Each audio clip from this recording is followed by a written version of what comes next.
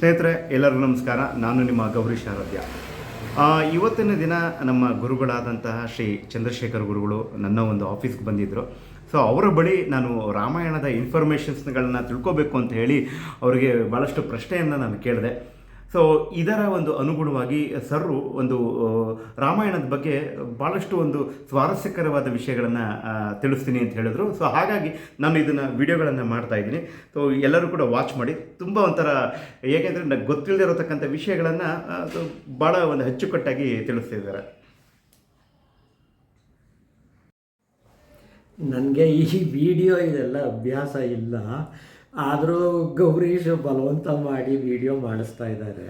ಆವಾಗವಾಗ ಅವ್ರಿಗೆ ಈ ಥರ ವಿಚಾರಗಳನ್ನು ತಿಳಿಸ್ಕೊಡ್ತಾ ಇರ್ತೀನಿ. ಯಾಕೆಂದರೆ ಅವರು ಅನೇಕರ ಜೊತೆ ಸಂಪರ್ಕ ಇರೋದರಿಂದ ಈ ವಿಚಾರಗಳು ನಾನಾ ಜನಕ್ಕೆ ತಿಳಿಯಲಿ, ನಾನೆಲ್ಲೂ ಹೊರಗೆ ಬರದೇ ಇರೋದರಿಂದ ಈ ರೀತಿ ಎಲ್ಲರೂ ತಿಳಿಯಲಿ ಅಂತ ಅವ್ರನ್ನ ಒಂದು ಪ್ರಶ್ನೆ ಕೇಳಿದೆ. ರಾಮಾಯಣ ಅಂದರೆ ಏನು?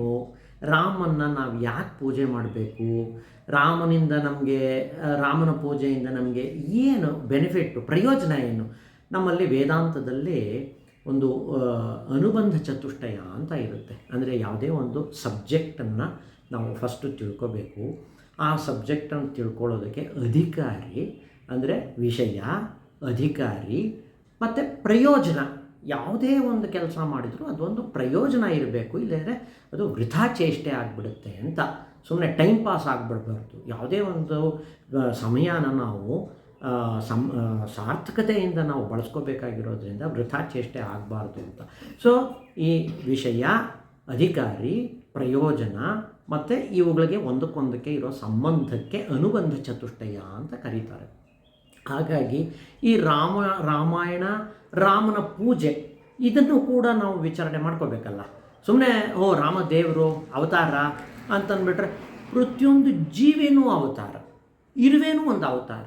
ಒಂದು ಕೆಂಜಿಗೆ ಅಂತ ಇರುತ್ತೆ, ಆ ಕೆಂಜಿಗೆಗೆ ಇರೋ ಕೆಪಾಸಿಟಿ ಮನುಷ್ಯರಿಗೆ ಇಲ್ಲ. ಅದು ಕಡಿದು ಬಿಟ್ಟರೆ, ಸಣ್ಣ ಇದು ಕೆಂಜಿಗೆ ಕಡಿದು ಬಿಟ್ಟರೆ 4-5 ಗಂಟೆ ಕಾಲ ಅದಕ್ಕೆ ಕೊಬ್ಬರಿ ಎಣ್ಣೆಯಲ್ಲಿ ಸವರ್ಕೊಂಡು ನಾವು ಇದು ಮಾಡ್ಕೋಬೇಕಾಗತ್ತೆ ಪರಿಹಾರನ. ಹಾಗಾಗಿ ಅದು ಕೂಡ ಅವತಾರನೇ. ಎಲ್ಲವೂ ಅವತಾರಾಯ ಅಂತಂದರೆ ಮ್ಯಾನಿಫೆಸ್ಟ್ ಆಗಿದೆ. ಆ ಯಾವ ಪರಮಾತ್ಮ ಇದ್ದಾನೆ ಅವನು ತೋರ್ಕೊಂಡಿದ್ದಾನೆ, ಮ್ಯಾನಿಫೆಸ್ಟ್ ಆಗಿದ್ದಾನೆ.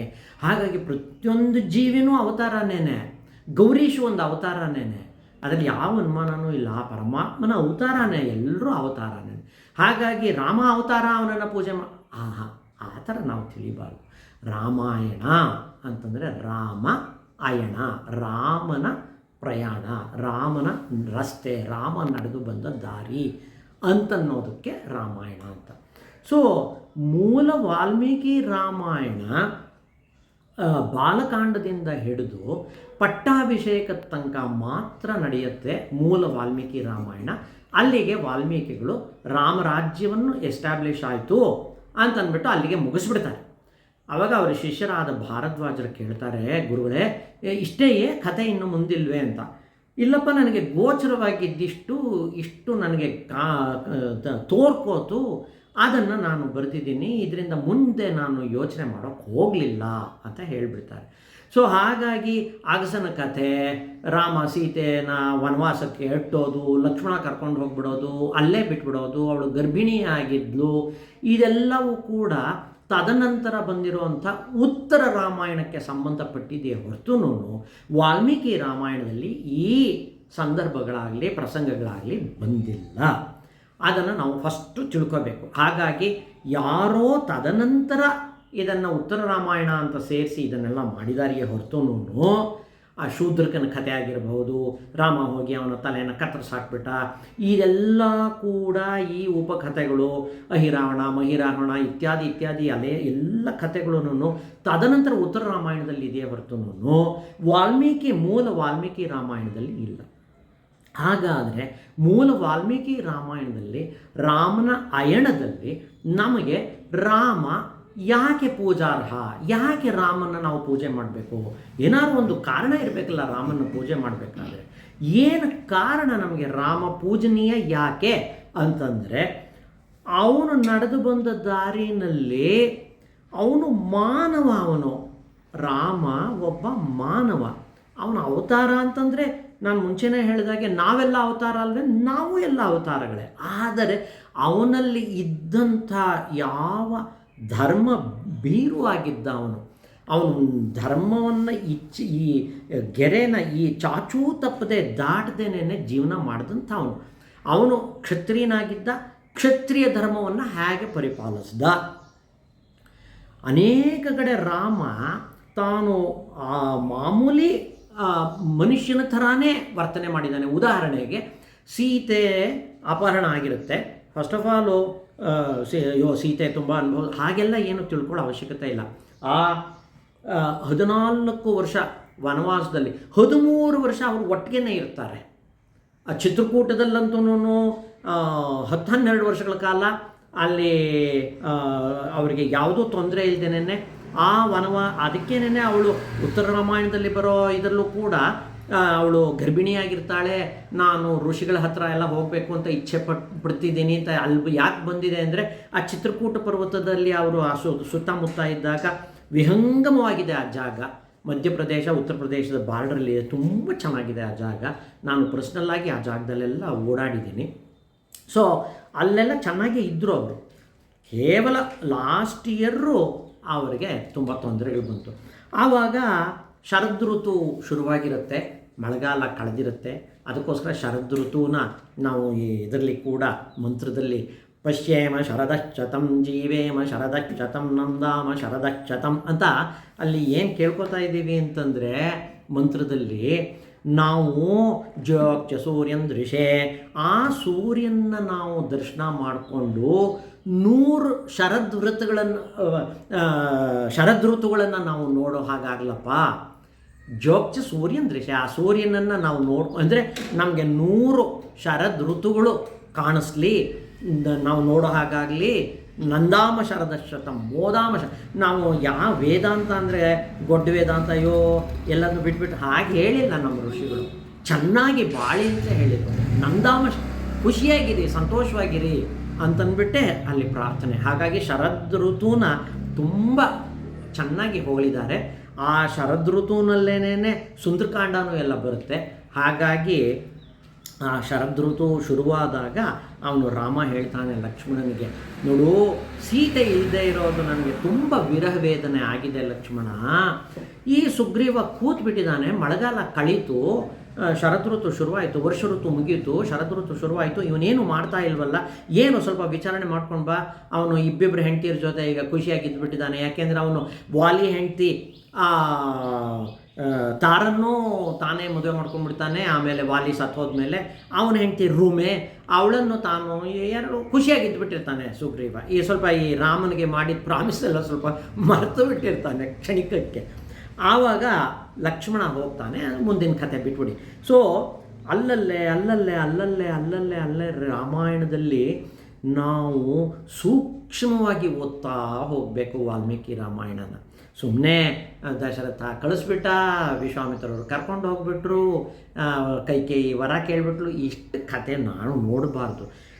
ಸೂಕ್ಷ್ಮವಾಗಿ ರಾಮಾಯಣನ ತಿಳಿದವರಿಂದ ಅಧ್ಯಯನ ಮಾಡ್ತಾ ನಮಗೆ ಏನು ಗೋಚರ ಆಗುತ್ತೆ ಅಂದರೆ, ಪ್ರತಿಯೊಂದು ಸಂದರ್ಭದಲ್ಲೂ ಮನುಷ್ಯನ ರೀತಿಯಲ್ಲೇ ರಾಮ ವರ್ತನೆ ಮಾಡ್ತಾ ಇದ್ದರೂ ಕೂಡ ಆ ವರ್ತನೆಯಲ್ಲಿ ಅವನು ಹೇಗೆ ಧರ್ಮಭೀರು ಆಗಿದ್ದ, ಧರ್ಮವನ್ನು ಎತ್ಕಿಂಚಿತ್ತೂ ದಾಟದೇನೆ ಸೀಮಾರೇಖೆನ ಪರಿಪಾಲನೆ ಮಾಡಿಕೊಂಡು ಅವನು ಜೀವನ ಮಾಡ್ದ. ನಮಗೆ ಅವನು ಹೇಗೆ ರೋಲ್ ಮಾಡಲ್ಲು ಅಂತಂದರೆ, ನಾವು ಕೂಡ ಮನುಷ್ಯರೇ, ಅವನು ಮನುಷ್ಯನಾಗಿದ್ದವನು ಯಾವ ರೀತಿ ಯಾವ ಸಂದರ್ಭದಲ್ಲಿ ನಡ್ಕೊಂಡ, ಹೀಗಾಗಿ ನಾವು ಕೂಡ ಆ ಒಂದು ಮೈಲ್ ಸ್ಟೋನ್ಸ್ ಅಂತ ಯಾವುದನ್ನು ಕರಿತೀವಿ, ಗುರುತುಗಳನ್ನು, ಹೆಗ್ಗುರುತುಗಳನ್ನು, ಅದನ್ನು ನಾವು ಕೂಡ ಫಾಲೋ ಮಾಡಬಹುದು. ನಾವು ಕೂಡ ನಮಗೂ ಕೂಡ ಅದು ಅಚೀವಬಲ್ಲು, ನಾವು ಆ ಮಟ್ಟಕ್ಕೆ ಹೋಗಬಹುದು. ಯಾಕೆ ಅಂತಂದರೆ ಅವನು ಮನುಷ್ಯನಾಗಿ ಅದನ್ನು ಮಾಡಿದ ಮೇಲೆ ನಾವು ಕೂಡ ಅದನ್ನು ಅಚೀವ್ ಮಾಡಬಹುದು.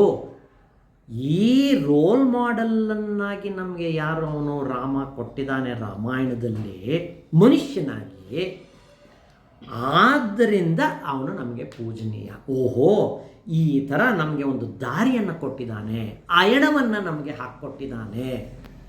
ರಾಮನ ಅಯಣ ನಮಗೆ ಮಾರ್ಗದರ್ಶಿಯಾಗಿದೆ, ಸೂಚಕವಾಗಿದೆ. ಹೀಗೆ ನಾವು ಕೂಡ ಜೀವನ ನಡೆಸಬಹುದು, ಸಾರ್ಥಕತೆ ಆಗತ್ತೆ. ನಾವು ಕೂಡ ಮನುಷ್ಯತ್ವದಿಂದ ದೈವತ್ವದ ಕಡೆ ಹೋಗೋಕ್ಕೆ ನಮಗೆ ಒಂದು ಅವಕಾಶ ಇದೆ. ಈ ಕಾರಣಕ್ಕೋಸ್ಕರ ರಾಮ ಪೂಜನೀಯನೇ ಹೊರತುನೂ ರಾಮ ದೇವರು, ಆದ್ದರಿಂದ ಅವನನ್ನು ಪೂಜೆ ಮಾಡಿಬಿಡ್ತೀನಿ, ದೇವರು ಅಂತ ಮುಂಚೆನೇ ಆಗಿಬಿಟ್ಟಿದ್ರೆ ನಮಗೇನು ಅದು ಕೈಗೆ ಎಟಕದೇ ಹೋಗಿಬಿಡುತ್ತೆ, ಅದು ನಮಗೇನು ಉಪಯೋಗಕ್ಕೆ ಬರೋಲ್ಲ. ನಮಗೆ ನಮ್ಮ ಜೀವನದಲ್ಲಿ ನಮಗೆ ಕೈಗೆಟುಕುವಂಥದ್ದಾಗಬೇಕು. ಅದನ್ನು ವಾಲ್ಮೀಕಿಗಳು ರಾಮಾಯಣದಲ್ಲಿ ಅಲ್ಲಲ್ಲೇ ನಿದರ್ಶನ ಕೊಟ್ಟು ಮಾಡಿದ್ದಾರೆ. ಈ ದೃಷ್ಟಿಯಿಂದಲೇ ರಾಮಾಯಣ ಓದಬೇಕೆ ಹೊರತುನೂ ಏನೋ ಒಂದು ಪುಣ್ಯ ಬಂದ್ಬಿಡುತ್ತೆ, ಹಾಗಲ್ಲ. ನಾವು ಕೂಡ ಮನುಷ್ಯತ್ವದಿಂದ ದೈವತ್ವಕ್ಕೆ ಪ್ರತಿಯೊಬ್ಬನಿಗೂ ಹೇಗೆ ಅವಕಾಶ ಇದೆ ಅನ್ನೋ ಕಾರಣಕ್ಕೋಸ್ಕರ ವಾಲ್ಮೀಕಿ ರಾಮಾಯಣ ಪೂಜನೀಯ, ರಾಮ ಪೂಜನಾರ್ಹ. ಹಾಗಾಗಿ ಇದನ್ನು ಫಂಡಮೆಂಟಲ್ ಆಗಿ ತಿಳ್ಕೋಬೇಕು. ಇನ್ನೊಂದೇನು ಅಂತಂದರೆ, ವಾಲ್ಮೀಕಿ ರಾಮಾಯಣದಲ್ಲಿ ಈ ಉಪಕಥೆಗಳಾಗಲಿ ವನವಾಸದ್ದು ಇತ್ಯಾದಿ ಎಲ್ಲ ಇಲ್ಲ. ತದನಂತರ ಯಾರೋ ಸೇರಿಸಿರೋದೇ ಹೊರತುನೂ ನಾನು ಎಲ್ಲರನ್ನೂ ಅದಕ್ಕೆ ಪದೇ ಪದೇ ಕೇಳ್ಕೊತೀನಿ, ಈ ಮೂಲ ವಾಲ್ಮೀಕಿ ರಾಮಾಯಣನ ಸ್ವಲ್ಪನೂ ಅದು ಕಲಬೆರಕೆ ಆಗದೆ ಇರೋ ರಾಮಾಯಣನ ದಯವಿಟ್ಟು ಚೆನ್ನಾಗಿ ಅಧ್ಯಯನ ಮಾಡಿರೋರ ಹತ್ರ ಮಾಡಿಸ್ಕೊಳ್ಳಿ. ಅದರಿಂದ ಅನೇಕ ಉಪಯೋಗಗಳು ನಮ್ಮ ಜೀವನದಲ್ಲಿ ಹೆಜ್ಜೆಗೂ ನಮಗೆ ಕಷ್ಟ ಪ್ರಾಪ್ತಿಗಳಾಗುತ್ತೆ, ಸಂದರ್ಭಗಳು ಬರುತ್ತೆ. ಇದು ಸರಿಯೇ ಅದು ಸರಿಯೇ ಅನ್ನೋ ಸಂದರ್ಭಗಳು ಪ್ರತಿಯೊಬ್ಬರಿಗೂ ಬಂದೇ ಬರುತ್ತೆ. ಆ ಸಂದರ್ಭದಲ್ಲಿ ರಾಮಾಯಣದಲ್ಲಿ ಏನು, ಮಹಾಭಾರತದಲ್ಲಿ ಏನು, ಮಹಾತ್ಮರುಗಳು ಹೇಗೆ ನಡ್ಕೊಂಡ್ರು, ಅದು ನಮಗೆ ಕೈಗೆಟ್ಕುವಂಥದ್ದನ್ನೇ ಅವರು ನಡೆಸಿದ್ದಾರೆ. ಅದೇ ಮೂಲೋದ್ದೇಶ. ನಮ್ಮ ದೇಶದಲ್ಲಿ ರಾಮಾಯಣ ಮತ್ತು ಮಹಾಭಾರತ ಎರಡನ್ನೂ ನಾವು ಇತಿಹಾಸ ಅಂತ, ಇತಿಹಾಸ ಅಂದರೆ ಇದು ಹೀಗೆ ನಡೀತು ಅಂತ ನಾವು ತಿಳ್ಕೊಂಡಿದ್ದೀವಿ. ಅದು ಹಾಗೆ ಆಗಿದೆ. ಇತಿಹಾಸ ಅದು. ಪುರಾಣಗಳು ಬೇರೆ. ರಾಮಾಯಣ ಮಹಾಭಾರತ ಮಾತ್ರ ನಮಗೆ ಇತಿಹಾಸ. ಯಾವುದು ಇತಿಹಾಸ, ಯಾವುದು ಹಿಸ್ಟ್ರಿನೋ ಅದು ನಮಗೆ ಕೈಗೆಟ್ಕುವಂಥದ್ದು. ನಾವು ಅದನ್ನು ಸದುಪಯೋಗ ಪಡಿಸ್ಕೋಬೇಕು. ಇಷ್ಟೇ ಕೇಳ್ಕೋಬೋದು. Thank you sir. ಸ್ನೇಹಿತರೆ, ಸೊ ತಮ್ಗಳಿಗೂ ಕೂಡ ಇದು ಉಪಯೋಗ ಆಗಿದೆ ಅಂತ ಅಂದ್ಕೊಳ್ತೀನಿ. ರಾಮಾಯಣ ಹಾಗೂ ರಾಮನ ಬಗ್ಗೆ ಸಾಕಷ್ಟು ವಿಷಯಗಳನ್ನು, ಅಂದರೆ ಏನಾಗ್ತದೆ ಅಂತೇಳಿದ್ರೆ, ರಾಮಾಯಣದಲ್ಲಿ ಅಂದರೆ ಈಗ ರಾಮನನ್ನು ನಾವು ಯಾವ ರೀತಿಯಲ್ಲಿ ಒಂದು ಚಿತ್ರಿಸಲಾಗಿದೆ ರಾಮಾಯಣದಲ್ಲಿ, ಮತ್ತು ಒಂದು ಮೂಲ ರಾಮಾಯಣದಲ್ಲಿ ಆ ಒಂದು ಕತೆ ಯಾವ ರೀತಿಯಲ್ಲಿ ಒಂದು ಪ್ರೋಸೆಸ್ ಆಗಿದೆ ಅಂತ ಅಂದ್ಬಿಟ್ಟು, ಬಿಕಾಸ್ ಕೆಲವು ಸಲ ನಮಗೆ ರಾಮಾಯಣದ ಬಗ್ಗೆ ಒಂದು ಪೂರ್ಣವಾದ ಡೀಟೇಲ್ಸ್ಗಳಿಗಿರಲ್ಲ. ನಾವು ನಮಗೆ ತೋಚದ ರೀತಿಯಲ್ಲಿ ನಾವು ಅರ್ಥ ಮಾಡ್ಕೊಂಡಿರ್ತೀವಿ. ಸೊ ಇದರ ಬಗ್ಗೆ ನಾನು ಕೆಲವು ಪ್ರಶ್ನೆಗಳನ್ನು ಕೇಳಿದಾಗ ಸರು ಭಾಳಷ್ಟು ಒಂದು ನಿರ್ದೇಶನಗಳು ಕೊಟ್ಟರು. ಭಾಳ ನನಗೆ ಇಂಟ್ರೆಸ್ಟ್ ಆಯಿತು. ಒಂದು ವಿಡಿಯೋ ಮಾಡಿ ಎಲ್ಲರೂ ಕೂಡ ಒಂದು ತಿಳಿಸತಕ್ಕಂಥ ಒಂದು ಪ್ರಯತ್ನ ಮಾಡೋಣ ಅಂತ ಹೇಳಿ ಇದನ್ನು ವಿಡಿಯೋ ಮಾಡಿದ್ದೀನಿ.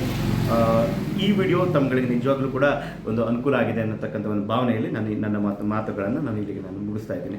ತಮ್ಮೆಲ್ಲರೂ ಕೂಡ ಒಳ್ಳೆಯದಾಗಲಿ. ಸರ್ವೇ ಜನ ಸುಖಿನೋ ಭವಂತು. Thank you.